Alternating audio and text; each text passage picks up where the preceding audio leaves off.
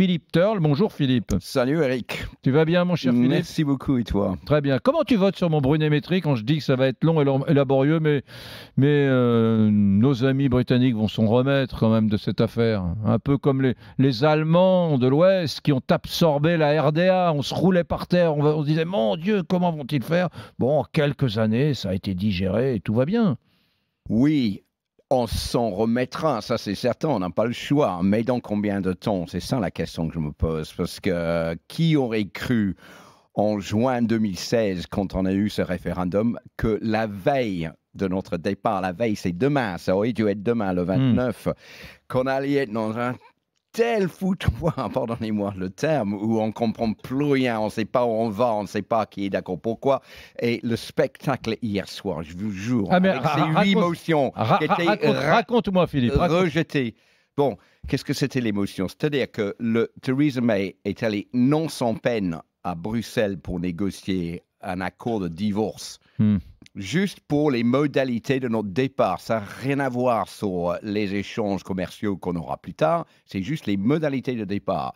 C'est un accord qu'elle a négocié pendant presque 2 ans. Elle est revenue à Londres une première fois pour le faire passer par la Chambre des communes. Échec cuisant, mais le plus grand dans l'histoire de la Chambre des communes, rejeté par 230 voix. En temps normal, parce que nous ne sommes pas en temps normal, un Premier ministre aurait été obligé de prendre la porte.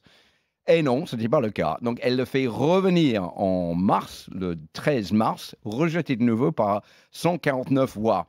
Là, il faut qu'il passe une 3e fois. Alors, est-ce que c'est demain la 3e fois, la semaine prochaine ou la semaine d'après? On n'est pas fixé exactement sur la date. Ça devrait être demain. Elle a fait repousser la date de départ, soit jusqu'au 12 avril, soit jusqu'au 22 mai. 12 avril, si l'accord est accepté. Ouais. Mais elle a beaucoup de mal à le faire passer parce que les gens disent, mais on n'aime pas cet accord. C'est pas ça qu'on veut. C'est pas cet accord-là qu'on a imaginé quand on a voté pour partir. Ça nous crée des liens beaucoup trop étroits avec l'Union européenne. On veut un Brexit beaucoup plus sec, dur. Donc, je ne le voterai pas. Donc, c'est une aile droite dans son propre parti qui bute. Et aussi une partie nord-irlandaise qui refuse de voter aussi. Cette pauvre Theresa May ne pense qu'à une chose, c'est partir. Elle rêve de démissionner. Elle rêve de démissionner. Non, je peux vous dire, mais si moi j'étais Theresa May, il y a longtemps, j'aurais été quelque chose de très grossier. J'aurais dit à tout le monde, allez vous faire avoir. Parce que on est quand elle se lève tous les jours, elle sait qu'elle va se faire flinguer, engueuler, insulter. On va rejeter tout ce qu'elle a essayé de faire depuis 2 ans. Et elle revient à la charge le lendemain pour recommencer. Il faut quand même avoir un sacré personnage pour tenir.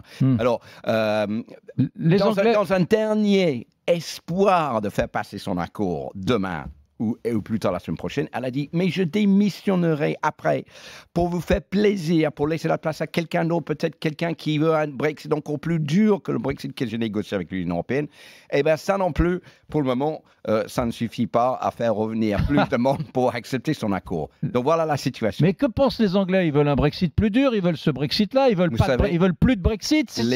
Les Anglais avec qui je parle, ils ont une seule chose, ils disent « On en a marre, on n'en peut plus. » On parle que de ça depuis 2 ans et on ne comprend plus rien. Tout ce qu'on veut, c'est que Theresa May se dépêche de s'en sortir et de nous faire partir de l'Union européenne et qu'on n'en parle plus quand on tourne la page.